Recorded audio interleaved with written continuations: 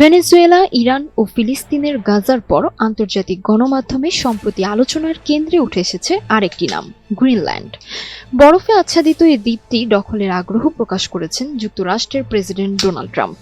প্রশ্ন উঠছে, যেখানে খনিজ উত্তোলন ব্যয়বহুল এবং জাতীয় নিরাপত্তার যুক্তিও দুর্বল, সেখানে কেন গ্রিনল্যান্ড দখলে নিতে এতটা মরিয়া ট্রাম্প? বিশ্লেষকদের মতে এর পেছনে রয়েছে ভিন্ন কোনো রাজনৈতিক কৌশল বা তৃতীয় মতলব। এমনকি গ্রিনল্যান্ডে মার্কিন হামলা হলে ন্যাটো জোট ভেঙে পড়ার আশঙ্কাও করছেন কেউ কেউ।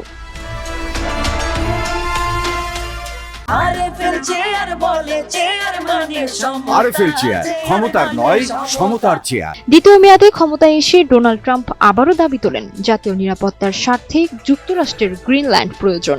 শুধু তাই নয়, দ্বীপটি দখলে নিতে সামরিক অভিযানের হুঁশিয়ারিও দিয়েছেন তিনি। উত্তর আমেরিকা ও ইউরোপের মাঝামাঝি অবস্থান করা বরফ আচ্ছাদিত গ্রিনল্যান্ড কৌশলগত দিক থেকে গুরুত্বপূর্ণ। এই দ্বীপের পাশ দিয়ে সবচেয়ে কম সময় ইউরোপ পৌঁছাতে পারে মার্কিন বাণিজ্যিক জাহাজ। একই সঙ্গে পশ্চিম ইউরোপের জলসীমায় রুশ সাবমেরিনের গতিবিধি নজরদারিতেও গ্রিনল্যান্ডের ভূমিকা উল্লেখযোগ্য। গ্রিনল্যান্ড কোনো শত্রু রাষ্ট্রের ভূখণ্ড নয়, এটি ন্যাটো জোটভুক্ত দেশ ডেনমার্কের একটি স্বায়ত্তশাসিত প্রদেশ। দ্বীপটিতে পিটুফিক নামে একটি আধুনিক মার্কিন বিমান ঘাঁটি রয়েছে। 1951 সালে যুক্তরাষ্ট্র ও ডেনমার্কের মধ্যে স্বাক্ষরিত চুক্তি অনুযায়ী সেখানে মার্কিন সামরিক বাহিনীর অবাধ চলাচল ও স্থাপনা নির্মাণের পূর্ণ অধিকার রয়েছে। ফলে জাতীয় নিরাপত্তার যুক্তিতে গ্রিনল্যান্ড দখলের ট্রাম্পের পরিকল্পনাকে অনেক বিশ্লেষকই ভিত্তিহীন বলে মনে করছেন।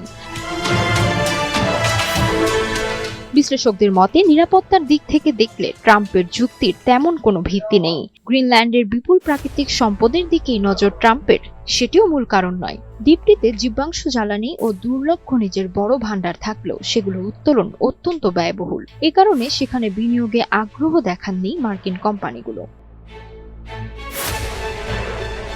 বিশ্লেষকদের ধারণা, ট্রাম্পের আসল লক্ষ্য হতে পারে ভিন্ন।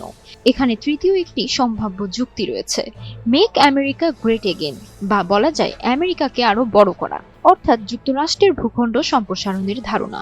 ইতিহাসে একাধিক মার্কিন প্রেসিডেন্ট ভূখণ্ড বাড়িয়েছেন, ট্রাম্পও হয়তো সেই তালিকায় নিজের নাম লেখাতে চান। বিশ্লেষকদের সতর্কতা যে ট্রাম্পের এই পরিকল্পনা বাস্তবায়িত হলে তা ন্যাটো জোটের জন্য মারাত্মক সংকট ডেকে আনতে পারে, এমন আশঙ্কার কথা প্রকাশ করেছেন ডেনমার্কের প্রধানমন্ত্রীও।